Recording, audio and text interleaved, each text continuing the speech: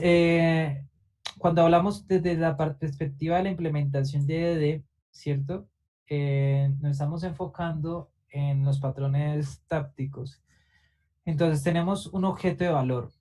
Entonces vamos a empezar como a analizar el objeto de valor y sus características. Lo importante del objeto de valor es que es inmutable, siempre debe ser inmutable, es decir, que sus estados no deben de cambiar hacia la primera vista.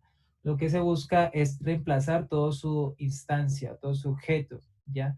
Podemos usar un builder, que es un patrón de diseño, que después lo vamos a ver, o otro patrón de diseño que es Sensor. Hay una parte donde si deseamos como reutilizar ciertos aspectos del objeto, podemos usar como una técnica que es effect free, que ahorita lo vamos a ver. Esa parte nos daría reutilizar el objeto, es decir, si necesitamos cambiar una propiedad dentro del objeto de valor, ¿ya? Pero necesitamos que no, o sea, que nos entregue un nuevo objeto. Entonces, por ejemplo, cuando sucede eso, cuando usamos el stream. El stream, la clase string es inmutable, ¿cierto? La clase string siempre va a ser inmutable.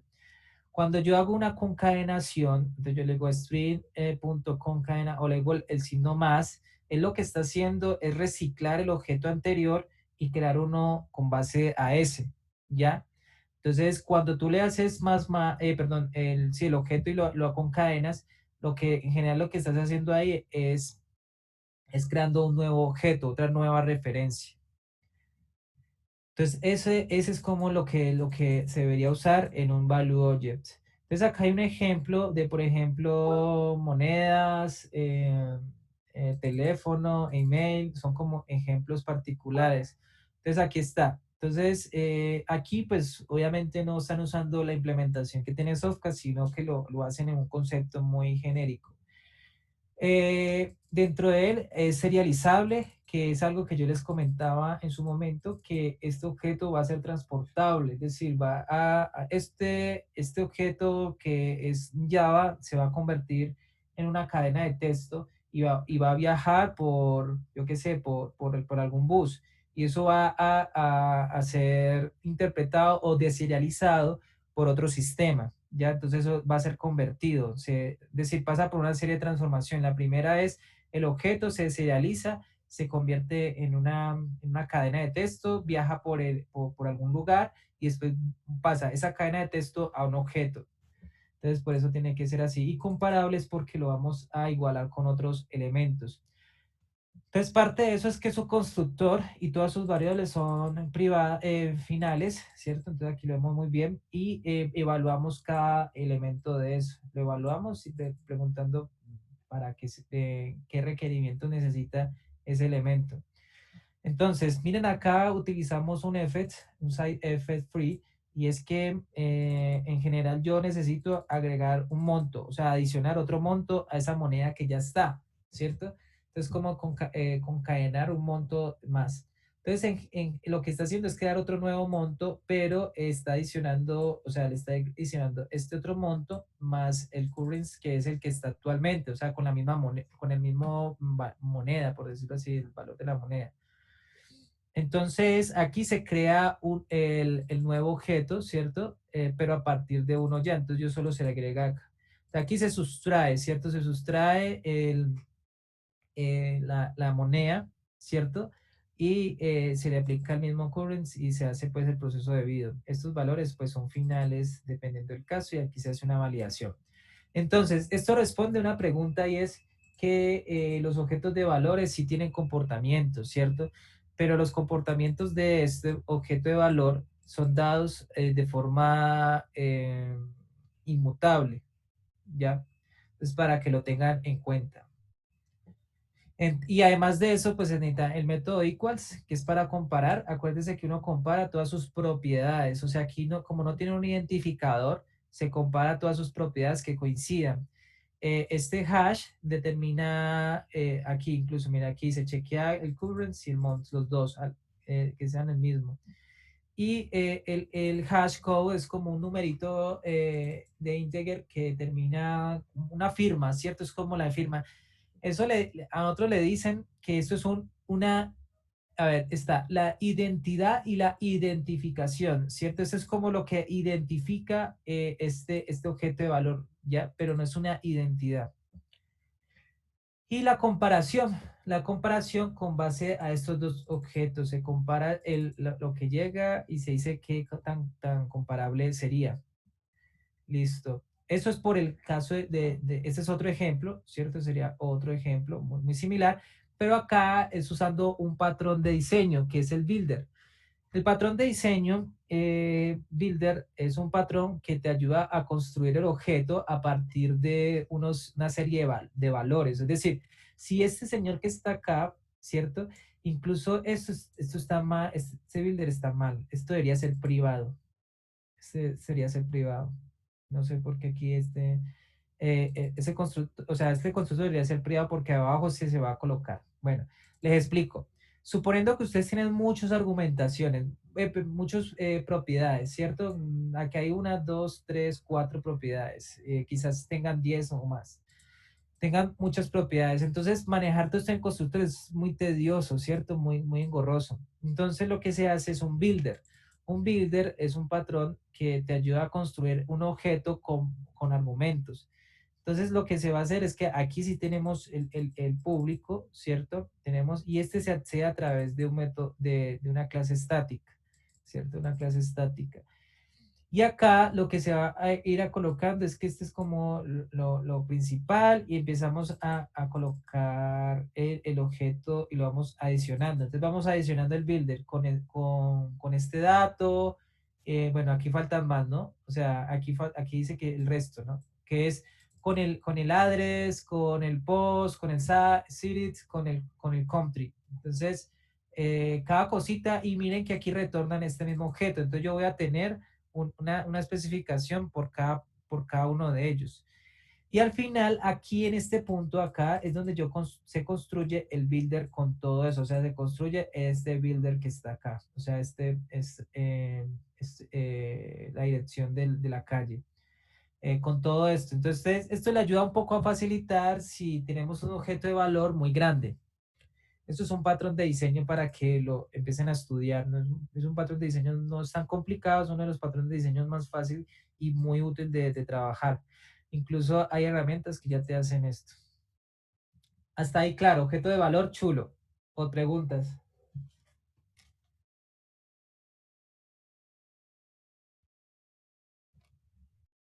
Chicos, ¿preguntas o continúo?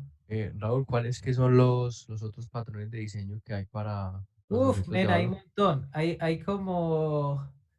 Hay como ciento y pico, pero hay unos más conocidos, alrededor de 13, 14 patrones de diseño más conocidos. Ah, Entonces, me preguntas cuáles son. Me, listo, me- listo. me quedaría aquí un montón de tiempo, pero vamos viendo poco a poco. Conocemos el singleton, que ya lo vimos en el parte del CRUD, creo. Algunos de ustedes lo usaron, o no recuerdo. Y el builder, esto lo vamos a ver, lo vamos a ver chulito, los más conocidos. Vamos a ver por ahí alrededor de 5 patrones de diseño, los más usados, que siempre van a usar, pues que es muy fácil de implementar y que son de construcción. Estos son patrones de construcción. Listo, el objeto de valor chulito, o sea, eso bien. Las entidades, a nivel de entidades, es recordar que siempre tienen una identity, o sea, que siempre una entidad se tiene que identificar y se compara con el mismo ID, ¿ya? O sea, se compara con su identificador, con su ID. O sea, no se compara con sus propiedades, sino con su identificador.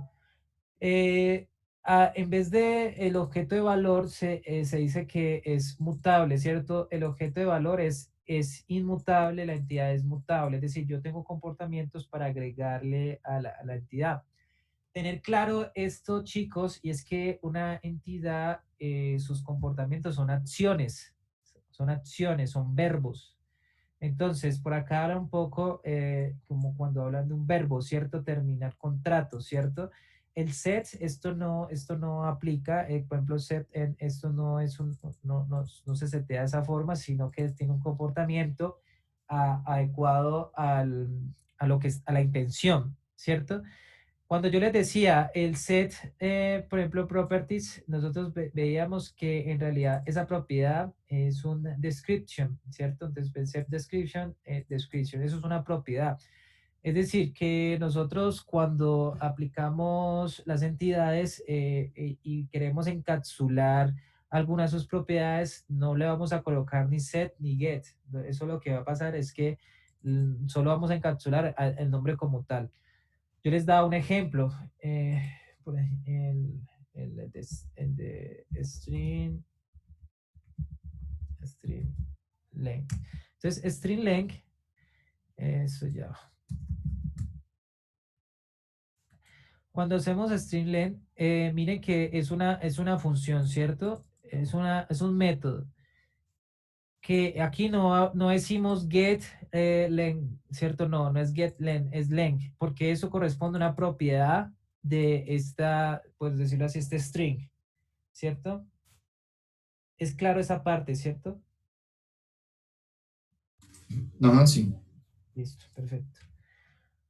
Bueno, tener en cuenta, aquí hay una expresión, un ejemplo, sin usar, trabajando una entidad muy básica. Vamos a ver por acá un ejemplo del código.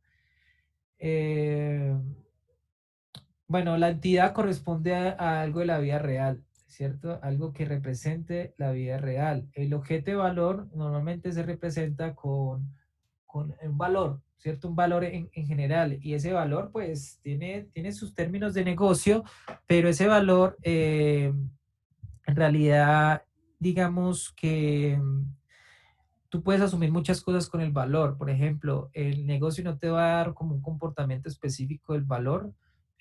Tú puedes asumir ciertas cosas ya desde tu experiencia. Por ejemplo, si hablamos de monedas, tú tienes ciertas condiciones y comportamientos de ese valor porque ya lo conoces, qué debe pasar con ese valor. Por ejemplo, la dirección de correo, son valores como que quizás son muy comunes de interpretar, ¿cierto? Uno puede asumir cosas porque el valor en sí se puede interpretar, no habla mucho en negocio. Cuando hablamos de una entidad, ahí sí los comportamientos van muy pegados a un modelo real, ya a lo que el negocio quiere. Entonces es tener en cuenta esa parte porque ahí no podemos como especular, no podemos asumir cosas. Listo. Desde la perspectiva que vemos de una entidad, pues tenemos mira, su eh, objeto principal, su ID, ¿cierto? Mire que su ID es final, solo que en la librería que usamos se lo pasamos al super y eso no es inmutable, es el ID. Y hay unos eventos que son inmutables. Esto yo lo manejo de forma diferente. Cuando manejamos el aggregate root con respecto al agregado de eventos, se maneja en su clase abstracta y tiene sus otras propiedades que son mutables. Entonces, miren que la mayoría son objetos de valor, ¿cierto? Eso lo conocemos. En su momento aquí validamos si el identificador no debe ser válido y aquí empezamos a colocar event log, que es como donde empezamos a reportar los logs en general. Cambiamos el nombre, que es el primer comportamiento en sí el nuevo, ¿cierto? Cuando hacemos nueva persona, en general, es lo que hacemos. Aquí validamos igual nulo. Todas las entidades tienen que ser válidas. Es decir, aquí sí yo quiero generar un comportamiento antes de hacer el cambio a la entidad, antes de generar el cambio, yo tengo que validar todos los aspectos de esa entrada. Algunos de ustedes no lo tienen, ¿cierto?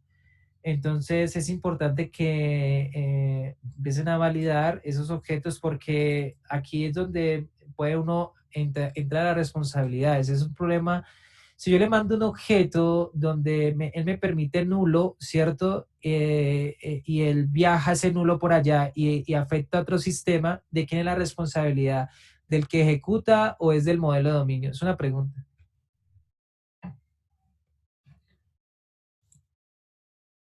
El modelo no. Del modelo. Total, es del modelo. ¿Por qué? Porque no sé, porque lo permitió, ¿ya? Entonces, aquí, por eso digo, uno a nivel del modelo de dominio tiene que ser muy rígido. Y eso pues desde la perspectiva de la entidad. Listo, bueno, aquí hay unos temas de los eventos. Esto es una lógica ahí, pero en general uno cambia los estados a través de los comportamientos. Tiene un valor equals, pero miren el equals que se compara con referente al identificador, no sus propiedades. Y el hash code, pues el hash code de su objeto de valor, ¿cierto? A su objeto de valor, que es el hash code del objeto de valor. Y ya.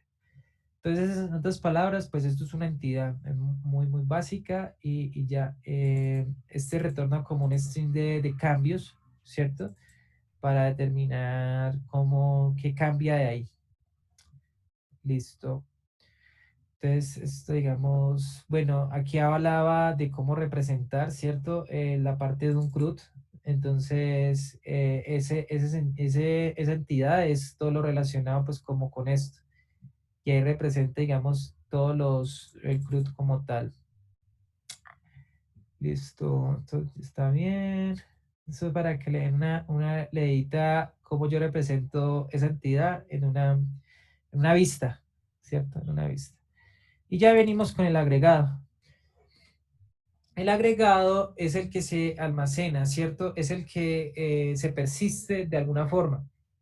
O sea, el agregado es un conjunto de entidades, ¿cierto? Y de value objects que corresponden a unas características similares. O sea, yo no puedo tener digamos, una entidad y un agregado de otra cosa. Por ejemplo, a ver, certificado, y yo certificado lo comparo con, no sé, código de transporte de alimentos, no sé.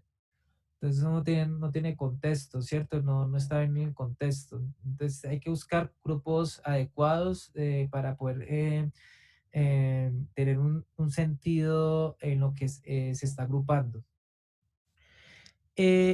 Aquí habla que siempre los estados son consistentes, ¿cierto? O sea, que no hay inconsistencia entre ellos, que de cierta forma debe ser muy válido o debe ser válido el agregado. Él no debe permitir cualquier tipo de falla, ¿ya? Es decir, que si yo agrego un null o una cosa de esas y ese null después yo hago o sea, un null punto de exception a nivel de negocio, eso no debería pasar en el agregado, porque significa que yo no, en un punto de exception es un runtime exception, ¿cierto? ¿Eso qué significa? Que es algo, una excepción que no esperaba yo. O sea, en otras palabras, si yo no la esperaba es porque hice algo malo. Entonces, un agregado debería siempre, cuando se haga un cambio, verificar lo que más se pueda de ese cambio. El agregado interactúa con sus entidades, ¿cierto? Entonces su agregado tiene una serie de entidades y obviamente un agregado tiene un identificador, ¿cierto? Que lo relaciona. Un agregado sigue siendo una entidad, eso ya lo hemos hablado mucho, solo que es el grupito, ¿cierto? Es el clúster de estas dos entidades. Y puede tener objeto de valores. Esto digamos que es muy claro. Entonces, a nivel de contexto, los agregados se comunican entre ellos, ¿ya? Miren, por ejemplo, esto es importante a la hora cuando nos vamos a integrar. Hoy que tenemos varios proyectos entre nosotros, entonces debemos integrarlos. Entonces, un agregado se comunica con otro agregado y una entidad se puede comunicar con otro agregado. Esto puede pasar, pero una entidad con una entidad no se puede. ¿Ya? Es decir, el agregado siempre es el que tiene, digamos, esos comportamientos para enclusterizar toda la entrada. Entonces, este gráfico ilustra un poco lo que hemos hecho y como estas restricciones que hemos hablado durante el proceso pues, de formación. Esto es claro, ¿cierto? Sí, Pi. Listo, gracias. Bueno, aquí habla un poco de cómo se accede a estos agregados. Agregados normalmente se accede a través de una aplicación. Todas las entidades se van buscando por el ID, o sea, todo se clusteriza por el ID del agregado. La aplicación es el que modifica las entidades a través del agregado. Cada agregado debe ser independiente. eh, Listo, esto es por acá. Los estados y lo que se lleve al agregado debe de ser consistente entre sí, en otras palabras. El agregado root es dinámico. Cuando se habla acá es que yo puedo colocar otro agregado acá y otro acá y entonces empezar como a unirme entre ellos. O sea, eh, lo que se haga, lo que se vaya haciendo o se vaya incrementando, pues se va acoplando de forma dinámica. No hay una dependencia ahí. O sea, en otras palabras, un agregado es totalmente independiente y cuando se crea otro ahí, el sistema, pues como por eventos, se va a juntar. Es como si el sistema mismo lo descubriera y él ya se acoplara ahí. No hay que bajar un proyecto y darle un mantenimiento y volver a subir. Esto acá, ese concepto ya no se ve, que eso se veía mucho en un tiempo, que tú ibas a hacer un cambio, entonces te entregaban todo el código y cuando tú veías un armazón todo grandote y para hacer uno, dos o tres cambios y después coger ese armazón y volverlo a subir, ¿ya? Esto no va a pasar acá. Esto lo que pasa es que si el agregado pierde vigencia, digamos, se depreca o ya no se usa, se elimina del sistema y se reemplaza por otro, ¿ya? Y así el sistema es como células, ¿cierto? Se van reemplazando células por células nuevas y el mismo sistema reconociendo esas células, ¿ya? Eso también pueden haber, hay una teoría hoy en día de la parte de los microservicios, que un microservicio puede afectar el sistema como un virus. Es decir, como esto es un sistema donde tú entras acá y empiezas a reportar eventos al sistema, tú puedes afectar el sistema mismo, ¿cierto? Puedes atacar a otros agregados. Eso puede pasar, ¿cierto? Eso puede pasar.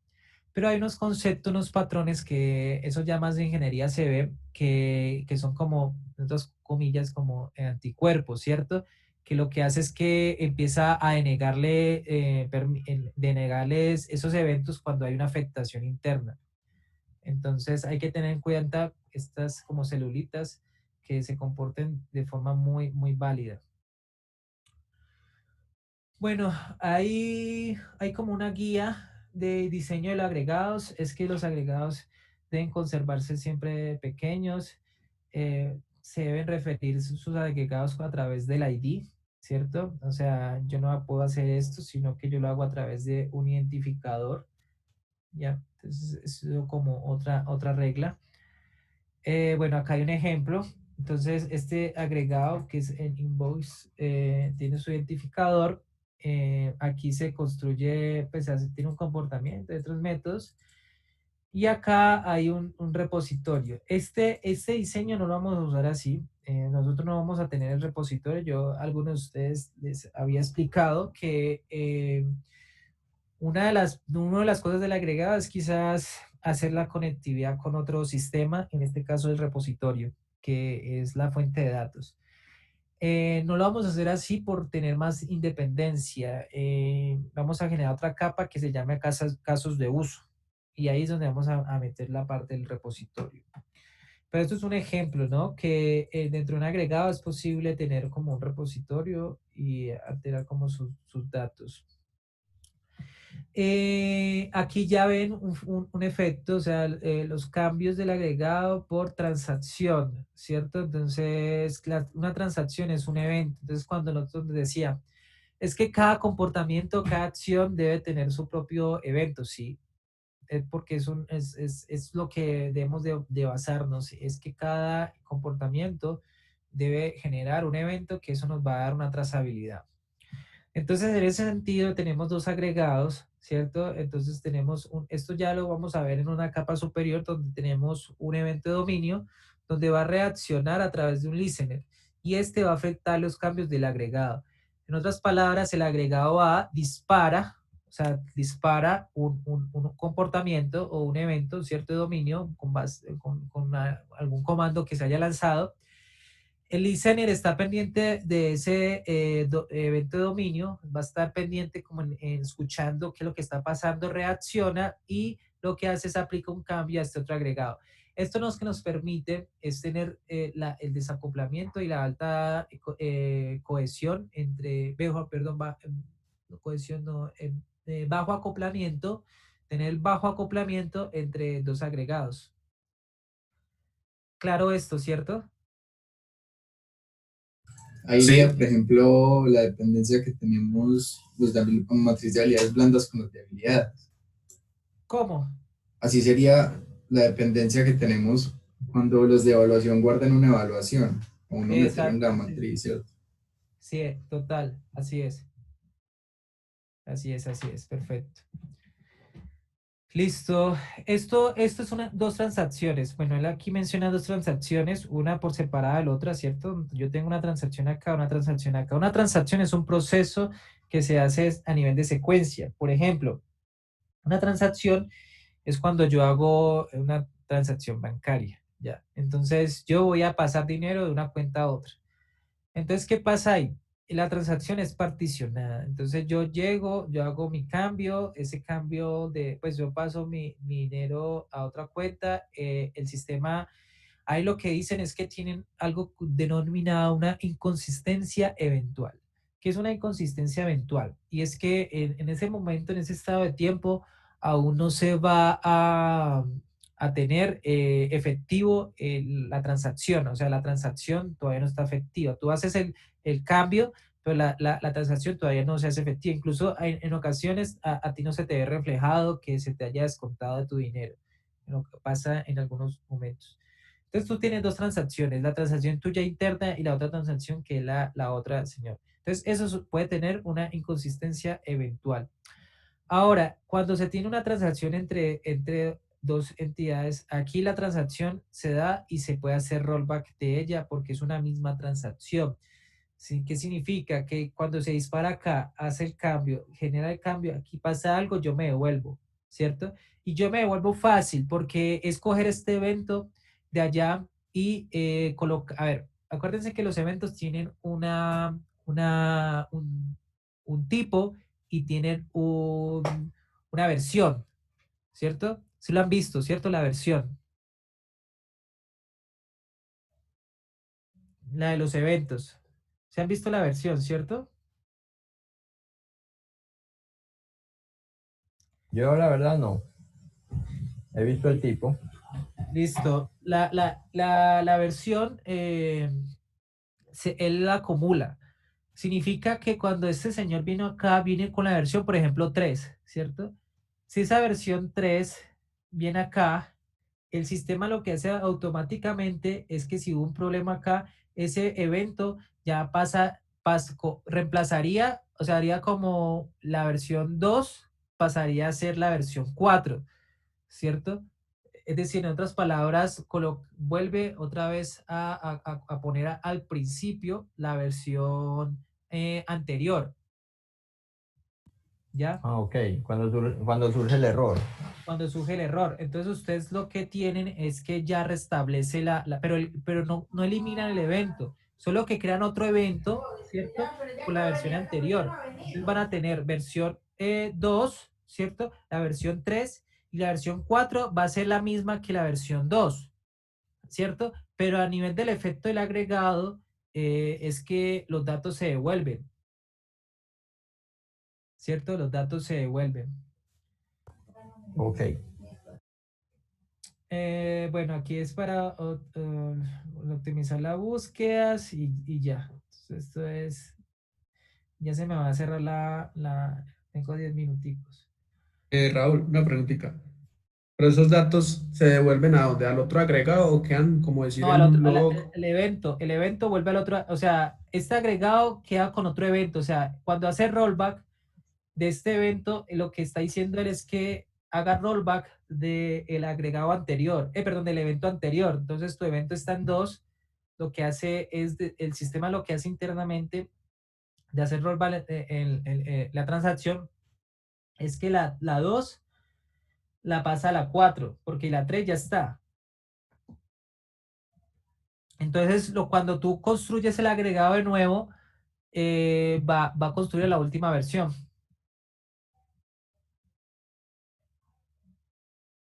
Sí es claro, ¿cierto? Sí, señor. Bueno, esto es para hacer building de la white y de las validaciones. O sea, tener en cuenta con mucho los aspectos de la validación. Eso es como, por ejemplo, un agregado. Aquí tengo el agregado, se afecta. Y aquí pues tenemos, bueno, esto es Lombok, que es los aspectos de cómo validar estos señores. O sea, este objeto que es esencial, ¿cierto? Lo que está aplicando son como las validaciones de de todos esos elementos. Entonces aplica como una validación para marcar si es válido o no. ¿Ya? O sea, es como una utilidad que le permite a uno validar todos estos datos. Validar. Eh, Esto es otro agregado. Entonces tenemos el customer, que es una entidad. Aquí se aplican algunos cambios. Se identifica el ID y se hace un comportamiento en el new. Y acá ya tiene sus comportamientos particulares. Aquí se agrega el ítem y ya, y settings y gets correspondiente.